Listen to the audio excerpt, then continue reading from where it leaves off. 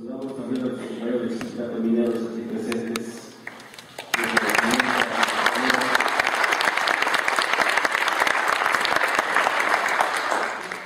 También el Sindicato Minero tiene una gran historia del movimiento obrero en México y también está viviendo la represión de la política de Estado, que es una política bilaboral.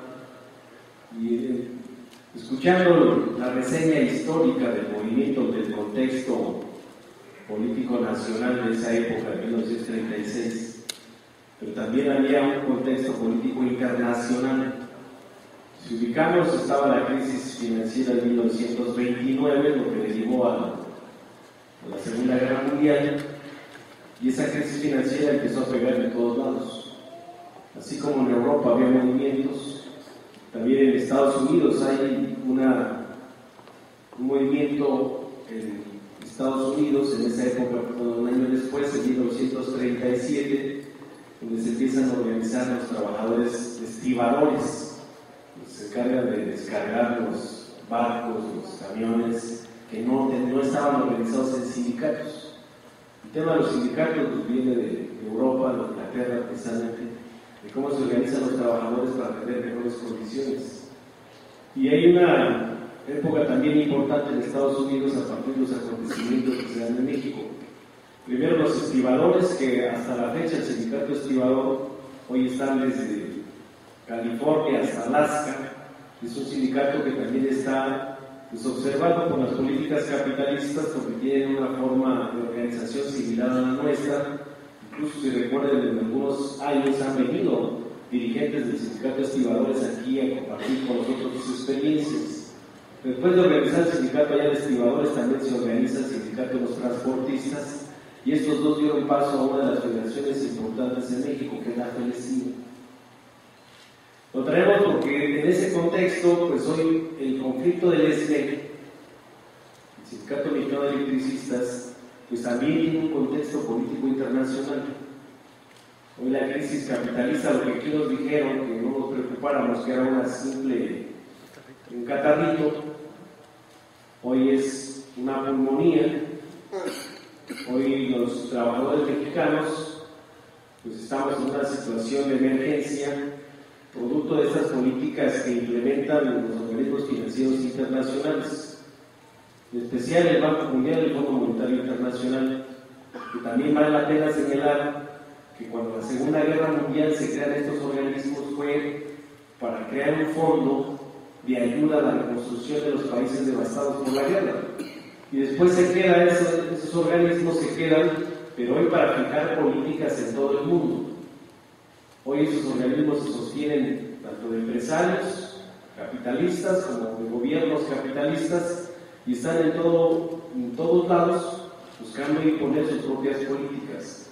Hoy en esa reestructuración del capital a partir de la crisis financiera y económica que buscan pues, los capitalistas conservar su ganancia, sus ingresos, a costa de que los trabajadores estemos pagando pues, toda la pésima administración de gobiernos que están en una alianza en todo el mundo, gobiernos, la mayoría, gobiernos con empresarios, para poder imponer, y hoy le llaman, por ejemplo, la Organización Internacional del Trabajo, dicen, son reestructuras en sus países. Y como no pudieron en las últimas reuniones del G20, del Grupo de los 20, los países capitalistas, algunos, como por ejemplo Barack Obama, planteaban que era necesario que ante esta crisis y este problema mundial se planteara que los empresarios pagaran de manera justa los impuestos que se cobraran en las bolsas de valores como la de Nueva York y algunas otras, también pagaran para evitar estas crisis. Y ganaron en su mayoría estos grupos de los 20 que no, y que cada país tiene que sortear sus propias políticas para poder hacerle frente a sus déficits financieros. Hoy México tiene un terrible déficit financiero a partir de todas estas políticas que nos han metido hace más de 30 años. Primero, en el tema de cambiar todo este Estado mexicano, producto de la Revolución Mexicana, donde tenemos muchísimas empresas, donde además del tema de la electricidad, en esos años también se dio el tema de la expropiación petrolera, se empiezan a trabajar el tema de los ferrocarriles para poderlos expropiar, el tema de los puertos, aeropuertos, y empiezan a constituir o a darle sentido a un proyecto de nación establecido en la Constitución, tanto el tema de la educación pública, laica, gratuita y obligatoria, es un triunfo de la Revolución Mexicana. El otro tema del artículo 25, 26 y 27 de los recursos naturales para poder hacer el desarrollo económico de nuestro país. El otro artículo, el 123 de la Constitución, que son de los artículos importantes que se establecen como triunfo de los trabajadores. Todo este Estado, o este Estado social benefactor en México, pues es el que han venido desmantelando en todos estos años y el sindicato ha venido alentando. Primero inscriben a México en el famoso ASPA y después llevan los tratados de libre comercio con los otros países, en donde prácticamente las reglas del juego las pone la Organización Mundial del Comercio, Naciones Unidas, y dicen vamos a firmar acuerdos comerciales, y los acuerdos comerciales pues, prácticamente están por encima de las constituciones de los países. Y los acuerdos comerciales, como son ratificados por el Senado de la República, prácticamente dicen es de obligancia cumplir con los tratados de libre comercio. Y hoy observamos a más de 30 años de esta política económica, las consecuencias han sido desastrosas para nosotros. Entonces observamos que la perspectiva del movimiento desde que hemos logrado resistir ante el aparato del Estado, donde no pueden cooptar el capital, pues rompe. Y nosotros vivimos experiencias en las revisiones contractuales, las últimas revisiones contractuales que cada vez empezaban a generar un conflicto mayor para poder avanzar en una negociación. Desde arrancarles una milésima en cuanto a los incrementos salariales o mejores condiciones en las cláusulas, buscábamos un equilibrio para poder evitar un conflicto de esa naturaleza. Y así lo vivimos, recuerden la huelga del movimiento de revisión contractual 2008-2010, que fue una revisión de contrato. Ellos preparaban ese escenario, desde ese momento uno operativo, armado y militar en todas las instalaciones, incluso la agresión de los propios medios de comunicación sobre las exigencias de las prestaciones que estábamos pidiendo. Estaba el caso que decían de la delfinoterapia y demás, que al final era un tema para una ayuda de compañeros que tenían sus hijos con este tipo de síndromes para poder tener una mejor calidad de vida. Y en el caso que revisamos, apenas si eran 10, 12 compañeros que ejercían esta prestación y lo magnificaron en esta campaña mediática porque los medios, hoy la mayoría, pues obedece o son herramientas del capital. No hay ningún medio de comunicación que va a hablar bien de los trabajadores. Son herramientas del capital para poder controlar pues, la propia mente de nuestro país. Y no nada más es México los medios así. Hemos estado en algunos otros países y es lo mismo. O sea, son medios que están en contra de los trabajadores porque esta es una lucha de clases en la que se inscribe nuestro movimiento. Y hoy observamos, y lo vieron ustedes, cuando se abre la discusión en el Congreso de la Unión sobre la creación de un nuevo organismo, empiezan todos a saltar y a decir, ¿cómo es posible que vamos a crear una nueva empresa que va a costar 42,000 millones de pesos cuando la situación del país está en quiebra? Los mismos argumentos y todos se volcaron a ese escenario. Es el mismo escenario que vivieron nuestros compañeros en 1936, con la huelga del 36, incluso el lunes próximo que habrá una asamblea conmemorativa, la huelga del 36, vamos a poder pasar una serie de materiales, videos y una obra de teatro que nos permita identificar cómo los periódicos de aquella época, el Universal, el Excelsior y algunos otros que vienen desde aquella época, como los mismos dueños capitalistas empezaban a sacar sus documentos para decir no, hay que romper las huelgas, y le exigían a Lázaro Cárdenas, al general Lázaro Cárdenas, que interviniera y que rompiera la huelga porque estaba desestabilizando el país. Y así era la persecución de nuestros propios compañeros. Los dirigentes traían su equipo de seguridad, muchos de los trabajadores estaban armados, y entonces nos permite avanzar, les permite avanzar en aquella época porque había otro escenario también. También es importante señalar que de la historia tan vasta del Sindicato Mexicano de Electricistas hay acontecimientos como el que hoy escuchamos con Miguel Márquez Ríos. Por ejemplo, la constitución de nuestro sindicato en 1914, con la creación del sindicato, que se da su registro, su creación, y después fueron despedidos todos los trabajadores.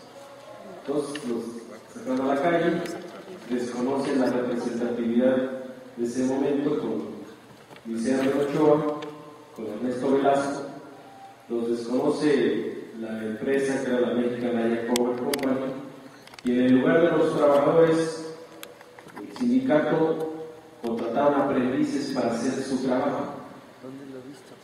Al final, con el movimiento solidario de otros gremios, se avanza en las demandas de reinstalación y les tuvieron que reinstalar a todos los trabajadores y pagarles todo lo que les debían a partir de que los pusieron fuera. Es otro de los relatos importantes de la lucha de los trabajadores, también como la huelga de 1916, donde Ernesto Velasco y todo su comité estuvieron en la cárcel, salen y después vuelven a meterlos y se queda Ernesto Velasco por 2 años en la cárcel. Salen los demás de la dirección. Y este tema lo traemos a colación porque hoy es lo que estamos viviendo hoy en día. Hoy una política antilaboral de Estado, de un gobierno que es de un partido que se crea después del triunfo de la Revolución Mexicana y se crea para ir en contra del triunfo de la Revolución Mexicana de un pueblo con una crisis social, crisis económica, con un saqueo permanente de recursos naturales, y ahí se crea el Partido de Acción Nacional en los años 30 también. Y como otro dato relevante para los que son de Necaxa, el triunfo de la huelga del 36 permitió que en las negociaciones se declarara municipio a Juan Galindo, y eso lo impulsó el sindicato porque la mayoría, o todos los pobladores, la mayoría de los pobladores de ese municipio, trabajadores del SMEI con la hidroeléctrica, y fueron parte de las negociaciones que declararan municipio a Juan Galindo, y a la fecha, también desde 1936, de los triunfos de la huelga del 36.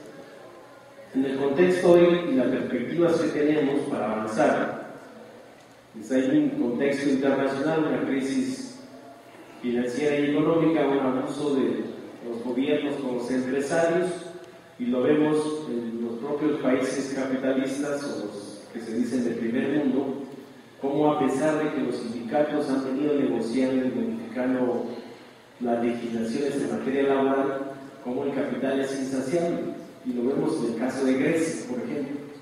En el caso de Grecia, a pesar de que han hecho esfuerzos, los sindicatos hoy es disminución de sus salarios, congelación de sus plazas, despidos masivos, y hoy por lo que van es por los servicios públicos. Los servicios públicos lo observan los propios capitalistas como una forma de mantener su ingreso, su recurso, y a costa de privatizar lo poco que queda. Hoy vemos que en nuestro país están también en el tema del agua, que es otro servicio público para el ser humano. Están en el sector eléctrico con una privatización que lo reconocen los panistas. Los priistas reconocen que a 10 años de política de los panistas dice el sector eléctrico privatizado con todas las concesiones, pero los panistas no lo han hecho solo. Hay una clase política en nuestro país que obedece a los intereses de los organismos financieros, porque los organismos financieros que han venido prestando dinero, pues el país ha tenido que comprometer servicios públicos, entre ellos, por ejemplo, los hidrocarburos. Te prestan dinero a cambio de la garantía es el petróleo. Cuando te prestan dinero y te dicen, oye, hay que privatizar ferrocarriles, te prestan dinero y hay que privatizar Telmex, te prestan dinero y hay que privatizar los puertos, los aeropuertos, y es insaciable. Y si observamos cómo está la deuda interna y externa, pues prácticamente la han duplicado estos panistas. Y la deuda la tienen contratada con la banca comercial, con la banca de desarrollo, Y ellos están felices, por eso no le prestan al ciudadano común y corriente de México recursos, porque todo el manejo de la deuda, los pagos de intereses y pago de capital, pues es con estas dos bancas. O sea, por el tema financiero, el catarrito hoy es el que lleva la política del Banco de México, y además una legislación para el del Banco de México que es autónomo. Autónomo, él ve para afuera, pero no ve para lo que está sucediendo adentro. Dicen, tenemos reservas las más altas en la historia del país. Pues sí, pero tiene 60 millones de pobres acá que están muriendo de hambre, 35 millones, con todas las enfermedades y falta de recursos. Pero dicen, hacia afuera estamos muy bien. Pues claro, hacia afuera los organismos financieros se sorprenden de cómo estamos pagando hasta por adelantado intereses de deuda. Entonces, una clase política que hoy está gobernando nuestro país independientemente de los partidos, porque en todos los partidos están. O vemos a políticos que están en un partido, se salen, se van a otro y así andan. Pero es una clase política donde la oligarquía, la gente que ha acumulado bastante dinero, esa oligarquía hoy se ha hecho su capital económico, lo han convertido en un capital político. Y entonces vemos que ellos colocan diputados, colocan a senadores, colocan a gobernadores con toda la fuerza de su poder económico, y eso es lo que estamos enfrentando. Estamos enfrentando esta política capitalista con una clase política que es indiferente a lo que pasa en el país y cree que el país va a estar tranquilo cuando tenemos una gran historia de todo el proceso de transformación en México, y que hoy se están acumulando más expresiones y movimientos sociales, que sí hay también una crisis social tanto en el sector obrero como en el sector social y demás. En aquella época prácticamente se volcaron los sindicatos en solidaridad con la huelga de 1936 de los electricistas. Meses antes había la Junta declarado inexistente la huelga de los ferrocarrileros. Y entonces también estaban los electricistas de esa época del 36, pues con esa incertidumbre de qué es lo que iba a pasar una vez que se emplazara la huelga, porque estaba el fallo de la Junta meses antes. Pero acá el contexto, porque lo describe muy bien, como dijo el licenciado hace un rato, empezaron a analizar, a hacer números, ingresos, publicaron los ingresos que tenía la empresa extranjera, y a partir de ahí documentaron sus propias demandas con los costos, y eso permitió que llevara la información a Lázaro Cárdenas, al general. Pero bueno, en aquella época el general Lázaro Cárdenas requería del apoyo del sector obrero y del sector campesino ante la amenaza de Calles de quererlo echar para afuera. Pues Calles, y hay otro aliado de Calles que es Luis R. Morones, también del sector obrero, traidor al movimiento de los trabajadores, y así lo ha hecho el capital, donde no puede cooptar a dirigentes, pues rompen o crean disidencias, que es lo que está pasando con nosotros en este momento. Por eso es muy importante señalar que en la perspectiva que tenemos hemos creado varios escenarios. Uno es la parte legal, que a estos, pues las juntas son muy parciales, alargan los juicios con una finalidad de que nos desistamos de nuestra lucha de poder recuperar nuestra fuente de trabajo, y al final el trabajador se desista y termine negociando cualquier cosa. Y así están las juntas hoy en día, las tiene controladas ¿quién? Los patrones, el gobierno y la CTM. La CTM, que fue creada, ya lo escucharon ustedes, a la convocatoria que hace el despliegue de todos los sindicatos ante la amenaza de Calles y demás de acabar con el derecho de huelga. Entonces permite entonces que se cree el Comité de Defensa Proletaria Nacional, y de ahí dio paso a la constitución de la CTM, donde pone el presidente de la CTM a Breña Lídez.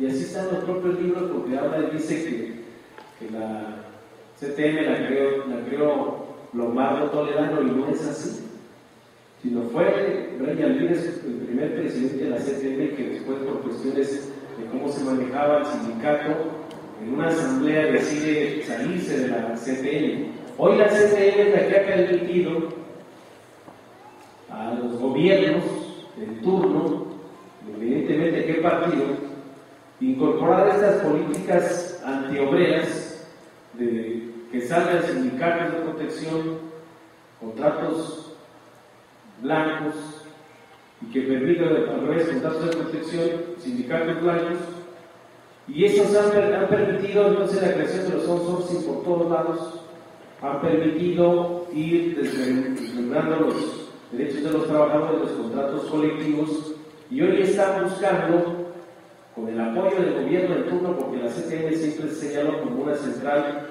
del PRI, y entonces hoy vemos, porque incluso también en esa época los que se salieron fueron los mineros de la CTM. En la misma historia, los mineros dijeron adiós, los electricistas también, por las propias prácticas que daban muy corporativas a los que estaban en el poder.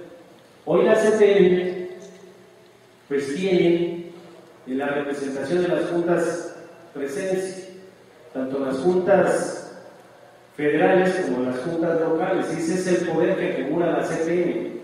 Dice, los dictámenes, cuando hay una demanda, la tienen que revisar las tres partes, y al final la CTM los que están metiéndose, y lo vemos con nosotros. ¿Quiénes se metieron? Los ustedes de la CTM, a pesar que hay un convenio. ¿Pero por qué se meten? Porque dice, traigo el aparato del gobierno, traigo el aparato del ejército, las fuerzas armadas, y entonces están ahí, y ahí les ofrecen pues, las compañías contratistas, porque eso fue el premio que le dieron a la CTM de todos los outsourcing del país, y observamos que no nada más en el sector eléctrico, en el sector petrolero ya el 60% de las actividades las hacen con contratistas, pero también ya tienen problemas grandes a lo interno.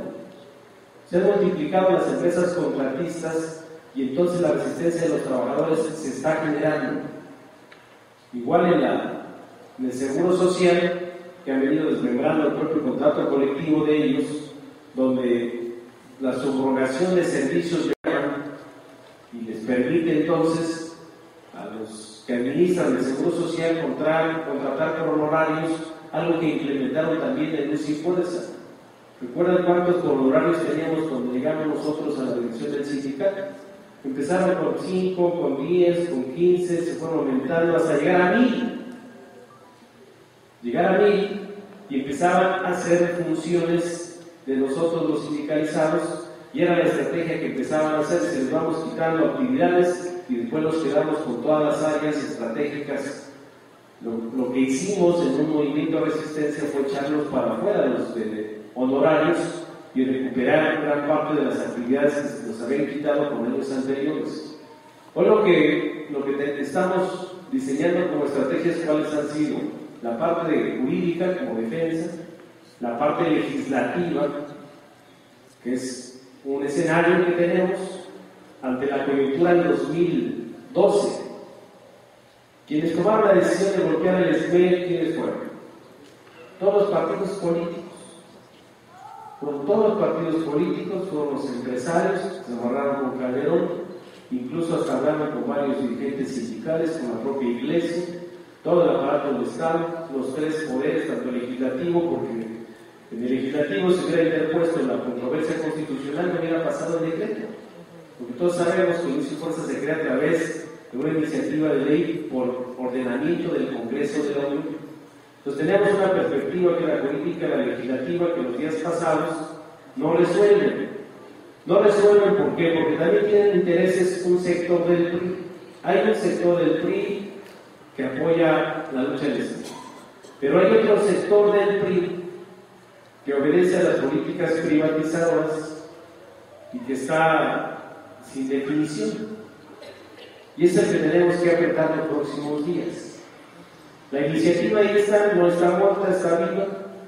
Hoy las declaraciones que hace el presidente de la mesa directiva dice, pues ya me cansé de decirle a Cantún que tiene que revisar el propio reglamento, pero además tiene que convocarlos para que puedan consensar tanto órdenes del día como dictámenes. Los dictámenes que hay en la Comisión de Energía no nada más en la iniciativa del SME, hay otras iniciativas que incluso el PRI ha presentado en el tema de tarifas eléctricas y algunas otras, y todas también fueron dictaminadas por Cantú de manera unilateral para desecharlas. Pues ahí desechan las iniciativas del PRI, desechan las iniciativas del SB, pero bueno, entonces no van los del PRI en la votación a estos citatorios, porque no fueron convocatorias a una comisión, a una reunión extraordinaria, sino fueron citatorios para que pudieran ventilar y desechar las iniciativas. No fueron. Hay un conflicto ahí que es el que tenemos que aprovechar.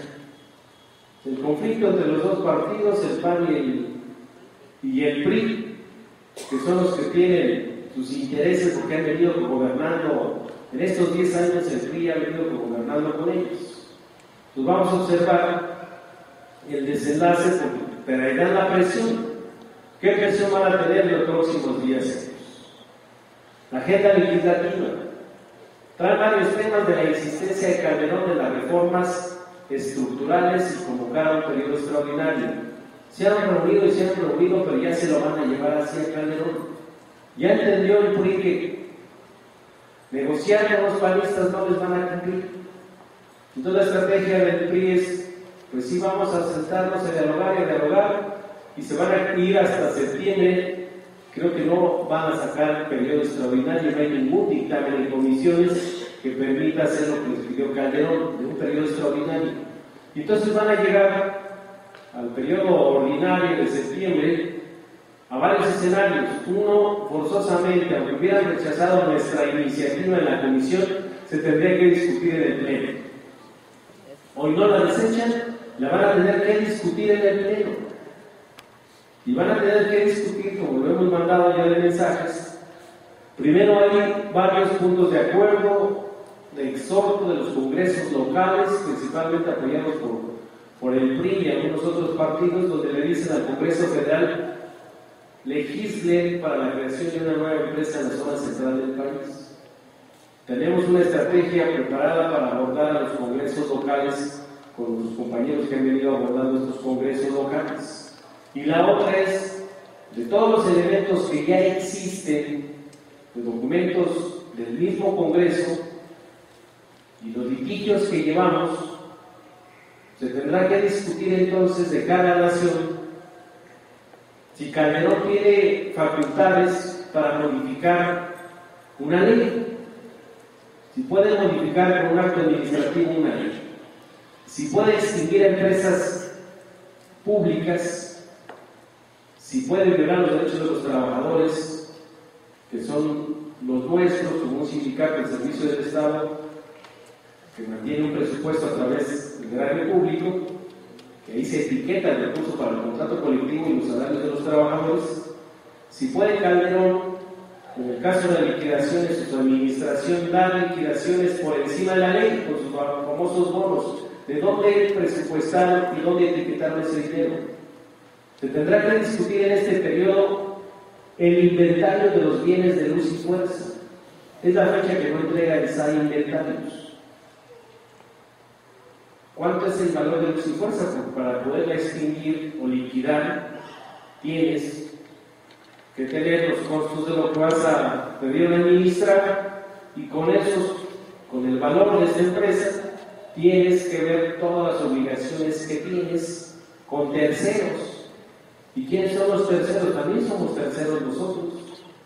Y mientras exista entonces, porque el propio decreto Luz y Fuerza del Centro tiene personalidad jurídica, y mientras estemos compañeros que no nos hayamos liquidado, Luz y Fuerza del Centro no se puede liquidar.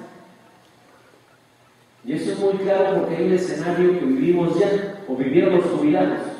1974, cuando ponen en liquidación a Luz y Fuerza del Centro. Duraron 20 años el proceso de liquidación. La materia de trabajo subsiste, el contrato no tuvo problemas, el presupuesto fue federal porque ya era una empresa mayoritaria del Estado con un 80% y que daba 20% de acciones que las empresas privadas se les pudiera liquidar. Y entonces hoy pasa lo mismo. ¿Cómo vas a liquidar si están trabajadores? Hay litigios, hay demandas de proveedores, de liquidados que demandaron sobre instalación de compañeros que no hemos optado por renunciar a nuestro derecho al trabajo, que el contrato colectivo, dice los abogados, está suyo, dice. Y la discusión que se dará en el Congreso, si con la acción de Calderón mejoró el servicio en la zona centro del país. Hoy hay un documento que es una joya que hacen los mismos de la CFE, dice, pues está complejo porque el 70% de las instalaciones de luz y fuerza ya son obsoletas. Entonces, ¿cómo mejorar el servicio? Dice, con una instalación de esta naturaleza, hoy piden más dinero para hacer el reemplazo de todo el equipo. Entonces, ¿cuál fue el beneficio para la sociedad en mejorar el servicio? No hubo. ¿Cuál fue el beneficio para los usuarios en el tema de las tarifas? Tampoco lo hubo.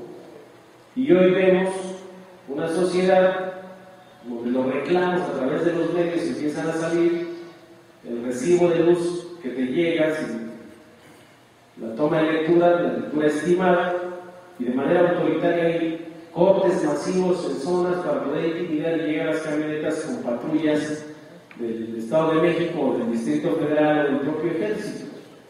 Entonces fue un engaño, que es lo que se tendrá que discutir los próximos días. Y nosotros tenemos que armar una planeación estratégica al interno del sindicato. ¿Qué es lo que tenemos de perspectiva nosotros de inmediato? Primero tenemos que resolver que se nos entregue la toma de nota de los 26 miembros del Comité Central y Comisiones Autónomas. Por eso montaron a Alejandro Muñoz y a Jorge Sánchez. Los montan en un escenario para decir son grupos muy grandes de oposición y que están peleando la disputa del sindicato. Hoy en la marcha que hizo Morongas, Muñoz, es un comparativo, había 100 gentes, 120 gentes, pero lo contaron en todos los medios, Milenio, hasta el programa de Carmen Aristegui, lo metieron en todos, para hacerle sentir a la sociedad que es un grupo así, muy opositor, pero que lo refiere muy bien son la jornada, son exmiembros del Sindicato Mexicano de Electricistas. O sea, ya no pertenecen a nosotros, compañeros. Traicionaron al sindicato, lograron irse, ya están allá, pues allá se le resuelva a Calderón, pero Calderón ya se va, compañeros. Nosotros nos vamos a quedar, Calderón se va a ir y nosotros tenemos una perspectiva de ganar, porque estamos luchando. Los que no luchan no tienen derecho a nada, compañeros. Y hoy los que estamos luchando tenemos derecho a ganar. Tenemos derecho a ganar. Hay casos muy difíciles, muy crueles, dices, complejos, pero ¿cómo hacerle caso a un Morones de esta época? Morongas de esta época, cuando él dice, nos engañó el presidente. Nos engañaron los secretarios de Estado, nos ofrecieron que nos iban a reinstalar, nos ofrecieron que nos iban a dar empresas contratistas, nos iban a dar contratos, nos iban a dar terrenos, nos ofrecieron reinserción laboral en otras dependencias públicas, pero sí llevaron de la mano a los trabajadores para que renunciaran voluntariamente a su derecho al trabajo. Eso es traición, compañeros. Aquí a ninguno les hemos dicho liquídate, porque además hoy defendemos no nada más la institución, sino esta gran lucha de los trabajadores desde 1914 a la fecha. Y eso es muy importante señalarlo. Hace unos momentos tuve una entrevista con un jubilado y me dice, vengo a pedirte tu opinión.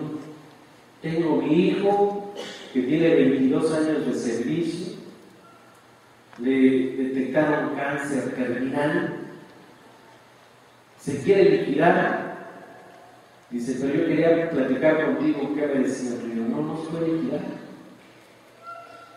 El tema de la enfermedad es una cosa, pero ya aguantó y el patrimonio de familia va a quedar garantizado, pero además se ha mantenido firme. Dice, yo ya le dije que no se liquide y le voy a llevar esas palabras. Digo, aquí le podemos ayudar en lo que más podamos, si se requiere atención médica, si hay que hacer esto, si hay que hacer otro, lo que sea, compañero, para que no se liquide. Dice, no se va a liquidar dentro de la garantía. Y eso habla entonces de los que nos hemos quedado hasta esta altura, por más que nos ofrezcan, no nos vamos a ir a liquidar ni a renunciar a nuestro derecho al trabajo, compañeros y compañeros. Eso es muy claro. Hoy en el Congreso Y hoy en la coyuntura, en la perspectiva que tenemos, no vamos solos. Hoy estamos trabajando con una serie de organizaciones que permiten incidir en este tiempo que va a ser valiosísimo. Entonces la estrategia es el tema de la toma de nota. Hoy en su marcha, por más publicidad que le hicieron, no convocaron más que 120 gentes. Y la mayoría eran de policías preventivos, porque anunciaban que iban a tener unos 3,000 gentes, iban a cerrar reforma de los 2 carriles. No les ayudó ni para cerrar la entrada al Auditorio Nacional, y otra parte era de nosotros, ¿no? Y entonces no les funcionó. Jorge Sánchez en nuestra lógica, con las plantones, y la Secretaría del Trabajo está en la disyuntiva, pues el Secretario del Trabajo está en la disyuntiva de ¿qué va a hacer con la toma de nota? Cuando por un lado la Corte le dijo, tú no tienes facultades de negar la toma de nota a una mesa directiva de un sindicato. Podrás revisar los documentos, pero no la puedes negar. Entonces está esta disyuntiva, y luego está la otra que él tiene de ser candidato a la presidencia de la República, ¿no? Regularmente los que son candidatos a la presidencia de la República los ponen en una secretaría donde tienen poder. El de Hacienda, por ejemplo, pues da lana, ¿no? De energía, que hay negocios con empresarios, de economía, que maneja todos los programas de negocios, y eso es lo que proyectan para ir a la presidencia. Lo meten a la Secretaría de Trabajo. Dices, pues te parece que los perros allá de mi rancho, en las fiestas los tienen amarrados y los pleitos los sueltan, cabrón. Pues sí, porque así está. Pleito que sale contra CRI, contra los senadores, contra los diputados, contra todos. Ya cuando está la fiesta de que a ver quiénes vamos a ser los candidatos, ahí lo tienen amarrados. Entonces, esa es lo que va, es la perspectiva. Y entonces nosotros tenemos que acumular con otros sectores que están viviendo las mismas consecuencias de esta política antilaboral. No nada más del gobierno federal, de gobiernos locales. Hoy la gran participación y presencia de dirigentes en la asamblea del día jueves nos permite incidir y decir hasta con nuestros propios vecinos de aquí enfrente del Sindicato Único de Trabajo del Gobierno del Distrito Federal, el que estaba anteriormente no quiso ayudar, se habló con él varias veces, incluso al final declaró en contra de nosotros. Hoy se fue, llega otro dirigente, Juan Ayala, que dice, sentémonos, vamos a ver cómo construimos, pero no van a estar solos, les vamos a ayudar. Los mineros que firmamos un pacto minero electricista para hacer un frente nacional, trae sus frutos. Otras centrales, el lunes estuve en Michoacán con los maestros, también allá traen el tema de darles la pelea, por ejemplo, en el tema de la OPM. Michoacán es un escenario. ¿Por qué se oponen los partidos políticos a que hagamos una organización política nacional? Porque los sindicatos estamos organizados, porque tenemos perspectiva y porque podemos disputar ese poder. Por eso el capital busca acabar con los sindicatos, por eso construyen ONGs en todo el mundo para que hagan la labor de los sindicatos. Y entonces en Michoacán, el escenario de la OPM que se está discutiendo allá, el movimiento social, dicen, podemos poner un candidato para la gobernatura, y el candidato puede ser de la sección 18, el secretario general. Y como el PRD allá tiene problemas con su candidato, que es Silvano Aureoles, que es de los Chuchos, además muy pegados con el PAN, en algunos municipios van en alianza al PRD-PAN. Y entonces una base social importante son los maestros de Michoacán. Traen como 70,000 maestros en todo el estado. Y el lunes que fui, platicamos fuerte sobre este tema, sale una declaración del PRD que dice, pues ya cuando los dirigentes quieren ser gobernadores, ya es otra cosa. Les preocupa. Y dice, la sección 18 lo que tiene que hacer es apoyar mi candidatura. Les preocupa entonces que empecemos a organizarnos como lo estamos haciendo con la OPM, incluso con Andrés Manuel López Obrador, que tuvo una plática, dice, ¿para qué haces una OPN si aquí ya estamos nosotros? Y ellos van a convertir el movimiento Morena con el esqueleto del PT y Convergencia para hacer un partido. Y entonces los trabajadores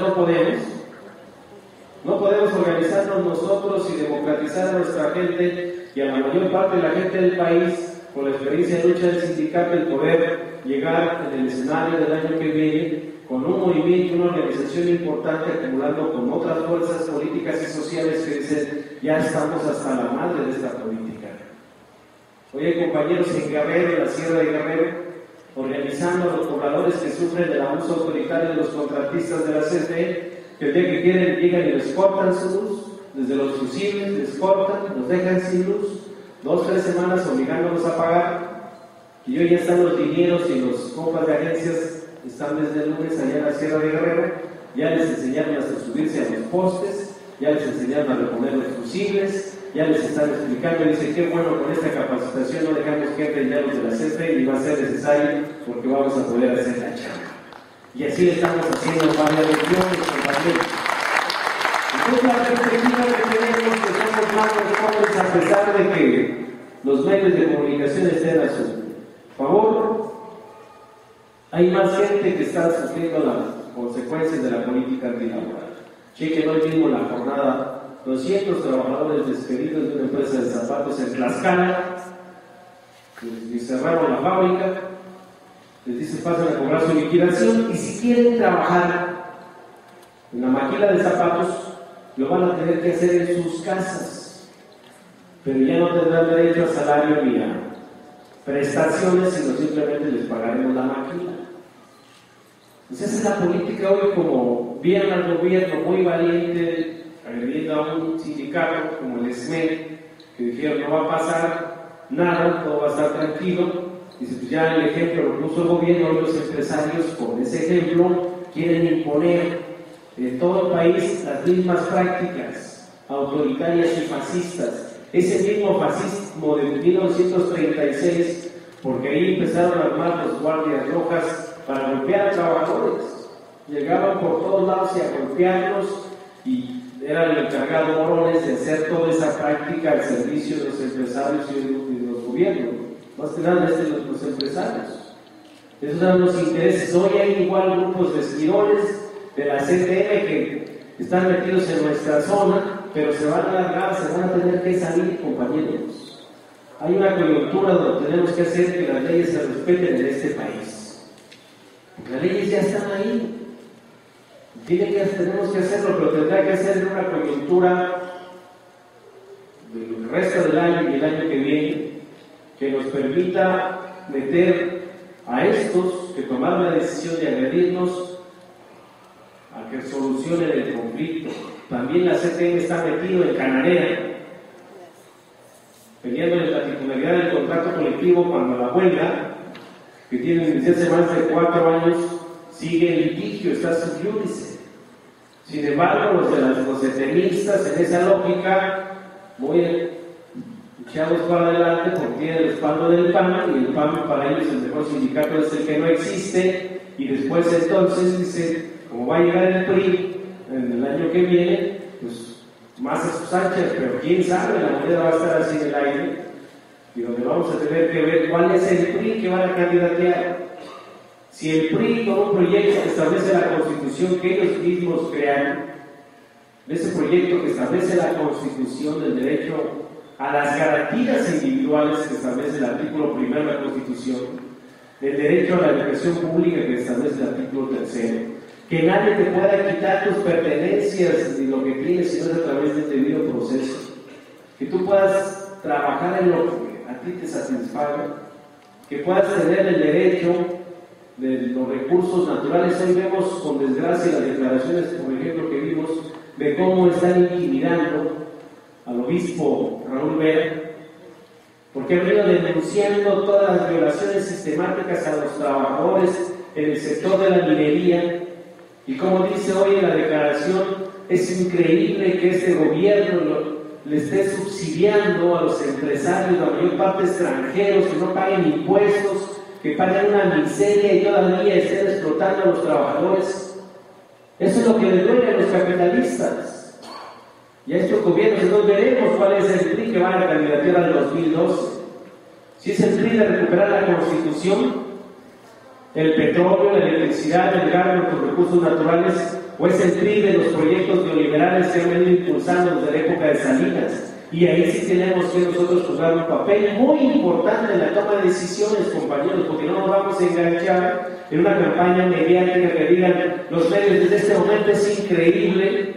Y salió el Carmen Aristegui, ayer lo escuché, un medio que muchos escuchamos, una encuesta que si en este momento se hace la elección, aunque se junte el PRD con el PAN, va a ganar el PRI, sin que haya elección. ¿Cómo preparando a la sociedad? Dice, bueno, ¿para qué hay elecciones si ya va a ganar? O sea, ¿cómo empiezan a manipular desde este momento de la elección del Estado de México, que era un escenario, dices, era todo un laboratorio, y todas las encuestas, todas ganaban por un porcentaje altísimo, y cuando ves el padrón de los 10 millones con derecho a voto en el Estado de México, que no votaron ni 4 millones. Y entonces dices, esa sociedad está hasta Sicilia, hasta la madre, de que haya una campaña así mediática, y cuando la gente esté con sus muebles ahí echados a perder por todas las inundaciones que hubo en esos días, porque hoy ya no nada más es la impericia de las compañías contratistas, porque también se volvió a quedar sin luz el rebombeo de las aguas negras, y se represó el agua y para afuera. Si no dijeron, fue una lluvia típica. El año pasado fue el efecto del Niño, hoy es una lluvia típica y luego la basura que echan los vecinos. Cuando saben perfectamente que son ellos los responsables. Y entonces hay una sociedad que dice, ¿con qué te vas a legitimar? ¿Con un 25% del padrón nacional? Y esa es la parte que también en la perspectiva del movimiento del sindicato tenemos que mantenernos juntos. ¿Qué hacemos? ¿Cómo nos mantenemos juntos con las demás fuerzas que decimos, pues si hay candidatos ya desde un año van a estar candidateándose, y quién va a resolver entonces los problemas que en este momento tenemos los mexicanos? ¿Quién va a hacer que el Poder Judicial establezca la legalidad del Estado de Derecho en el país? O entonces ya sí va a ser de que quieran imponer su ley a partir de legitimarse, como diciendo, pues ya los ciudadanos nos dieron el voto, aunque sea muy poquito, y entonces se sientan con derecho a querer modificar las leyes y la Constitución y todo. Porque si lo vimos cómo sale la elección del 3 de julio, gana el PRI, el otro día el presidente del PRI dice, vamos ahora sí a hacer las reformas estructurales. No te dieron el voto para que hagas y deshagas y hagan lo que quieren los empresarios y los capitalistas. Te dieron el voto porque están hasta la madre del pan. Y te lo dieron para que recompongan las cosas del país.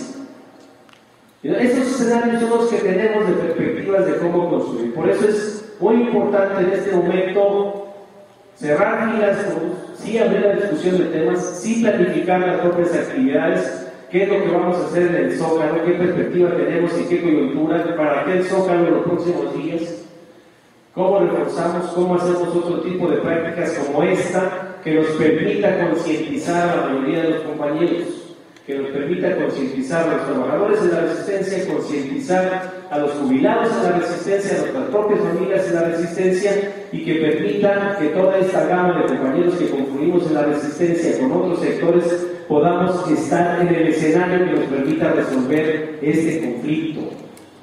Por eso este taller, o este foro, hablar de la huelga del 36, pudiéramos estar aquí muchísimas horas. Lo que tenemos que decir de la huelga del 36, además de que antes de 1935 se establecieron los estatutos del sindicato, 10 capítulos y 132 artículos. Ahí se aumentó la cuota sindical al 1% sobre los ingresos mensuales, lo que permite que se piense para un edificio sindical, porque no tenían. Y el que tenían ahí en Colombia 9 era muy chiquito, no alcanzaba para los trabajadores. Entonces la perspectiva dice, vamos a aumentar la cuota para hacer un edificio más grande, y ahí tuvieron ya la perspectiva del edificio de Antonio Casa número 45, que antes era la calle de Artes. Ahí lo hicieron, y trajeron arquitectos buenísimos que permitieran la construcción y además el mural, y que fueron de los escenarios desde la perspectiva que estaban los trabajadores. También en esa época de los propios estatutos se estableció en el artículo 6 que manifiesta que como uno de los objetivos del sindicato, y eso es muy importante para este momento que estamos enfrentando a estos capitalistas, artículo 6 que manifiesta que como uno de los objetivos del sindicato, el establecimiento de un sistema económico justo que permita a todos los hombres y mujeres aptos para trabajar, vivir honradamente del producto de su propio trabajo y haga imposible enriquecerse con el trabajo de los demás. Eso quedó establecido como los objetivos. Por eso hablar de la huelga del 36 es hablar de todo un movimiento en un contexto político internacional, nacional, de lo que estaban viviendo de desigualdad los propios trabajadores ante las empresas privadas extranjeras que sometían. En esa época se resolvía simplemente con que un empresario observara que los trabajadores no querían laborar, simplemente le hablaban a Porfirio Díaz y decían, no quieren laborar. Y entonces le hablaban a otros, después como fue pasando la misma, el porfiriato pasa a lo mismo militarizado, pues entonces los trabajadores no les quedaba otra. Les quitaban su salario, les pagaban lo que querían, no tenían condiciones de seguridad y higiene, y uno de los ejemplos claros de la lucha del SME, ese contrato colectivo de trabajo que hoy estamos defendiendo, fue el reconocimiento del sindicato en la toma de decisiones, que lo que decía el abogado, el acuerdo entre las partes, en todo el contenido, no podían hacer algo si no era entre las partes. Y se gana algo muy importante, las condiciones de seguridad y higiene. La industria eléctrica es de alto riesgo. En esa época los trabajadores no tenían herramientas, las tenían que comprar sus propios overoles, y había accidentes mortales de manera permanente.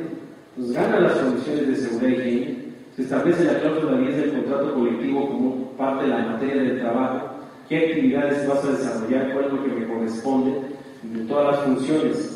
Y también se alcanza el tema de la jubilación como un derecho del trabajador y una obligación del patrón. Y se alcanza perfectamente, se establece cómo se iba a fondear las jubilaciones para evitar que hubiera un problema financiero en el futuro, cómo se constituye un fondo a partir de los primeros de mayo, un fondo donde aportan los trabajadores, aporta la empresa, y a partir de ahí se establecen las condiciones generales para la jubilación, que más adelante se fue modificando. Son de las cláusulas y la parte de los beneficios sociales que no había, fueron revisando cada una de las cláusulas de las propias demandas que hacían. Ahí, cuando tenían ya algunas cláusulas económicas, decían, o intervino la CTM a decirle al sindicato, oye, deja que algunas de las cláusulas que estás demandando se vayan al arbitraje, a la Junta de Conciliación y Arbitraje. Y el Comité Central del Sindicato dijo, no, ninguna de las cláusulas que estamos demandando se van al arbitraje, todas las tenemos que negociar de manera directa y seremos nosotros. Pues reciben el apoyo una vez que le demuestran a Lázaro Cárdenas, al general Lázaro Cárdenas, una vez que le demuestran que todos los ingresos de la empresa, le demuestran que todo lo que estaban demandando era viable a partir de los beneficios que tenía la empresa extranjera para poder explotar el tema de la energía, lo convencen y dicen, adelante. Y por eso el 100% de las demandas del sindicato fueron resueltas en la huelga de 1936, pero fue una lucha de los trabajadores acompañada con un movimiento social, con las huelgas propias de otros sindicatos, y hoy es lo que tenemos que reconstruir, la solidaridad de otras organizaciones sindicales, el tema de los propios estudiantes, porque no están reaccionando a la problemática que hoy tenemos. Hoy vemos en las escuelas como una política de Estado que no les permiten o les dan instrucción a los propios académicos que no hablan en debate de estos temas que son de interés nacional. Los tienen a los profesores, si hay un profesor que quiera estar hablando de estos temas de interés nacional, prácticamente le están poniendo el dedo y al día siguiente curso lo cortan. Y así están todas las instituciones. Y así es lo que ha venido dando línea incluso a las distintas organizaciones sindicales. Por eso, compañeros del SME, estamos en el camino correcto. Lo más fácil para muchos fue irse a liquidar, unos por miedo, otros por falta de conciencia, por falta de conocer la historia de este sindicato se fueron.